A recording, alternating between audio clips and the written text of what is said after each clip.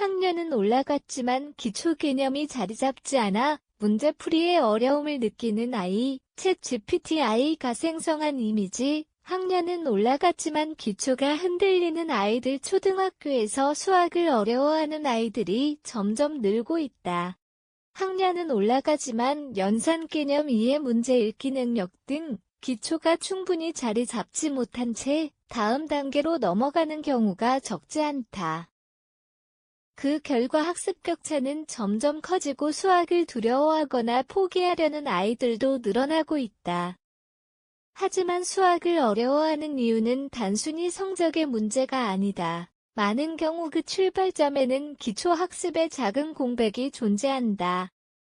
그 공백이 시간이 지나며 점점 커지고 결국 아이 스스로도 어디에서부터 어려워졌는지 알지 못하게 되는 경우가 많다.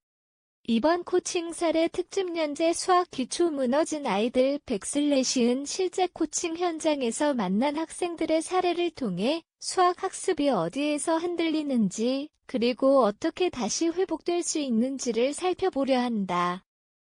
이 연재는 아이의 문제를 단순히 시험 점수나 성적의 문제로 보지 않는다. 대신 학습 과정과 이해의 흐름 속에서 문제를 바라보고 해결 방법을 찾는 것에 초점을 둔다. 수학은 한번 막히면 계속 어려워지는 과목이지만 동시에 기초를 다시 세우면 언제든 회복될 수 있는 과목이기도 하다. 이번 연재가 수학을 어려워하는 아이를 지도하는 부모와 교사에게 작은 참고가 되기를 바란다. 받아내림에서 멈춘 5학년 다시 시작한 15학원 속도를 따라가지 못해 학습 코칭을 받게 된 5학년 학생. 코칭 첫날 진단평가 문제를 푸는데 뺄셈 앞에서 연필이 멈춘다. 뺄셈이 헷갈리나 보구나. 조용히 고개를 끄덕인다.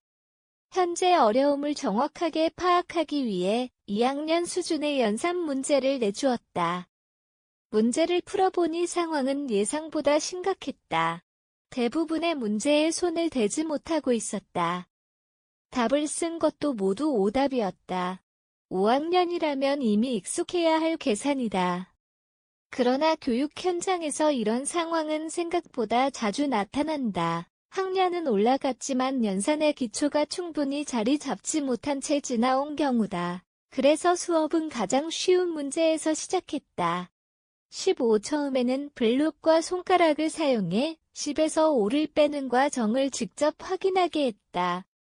숫자를 눈으로 보고 손으로 경험하면서 계산의 의미를 다시 이해하도록 했다. 그 다음 단계는 조금 더 복잡한 문제였다.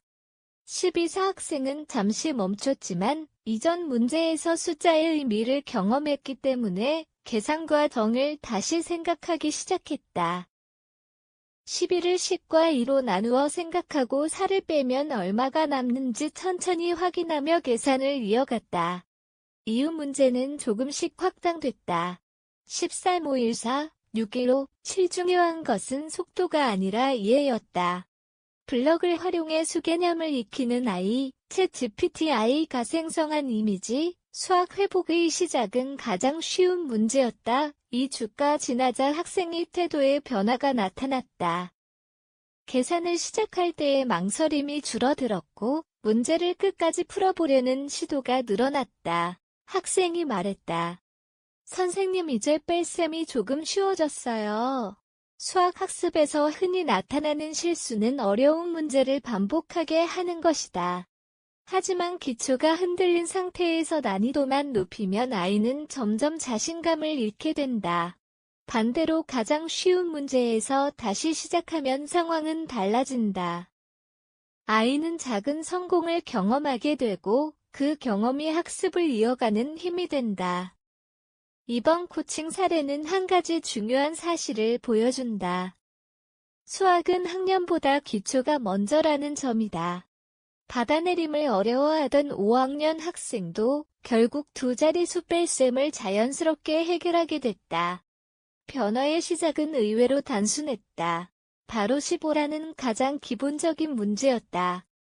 학년 수준의 문제를 풀지 못한다고 해서 아이가 뒤처진 것은 아니다. 기초를 다시 세우는 과정이 필요할 뿐이다. 수학은 위로 쌓아 올리는 구조다. 아래가 흔들리면 위도 흔들린다. 하지만 기초를 다시 세우면 학습은 언제든 안정될 수 있다. 다음 연재에서는 구구단은 외웠지만 곱셈을 이해하지 못한 아이 사례를 통해 곱셈 개념이 흔들린 아이의 학습 회복과 정을 살펴본다.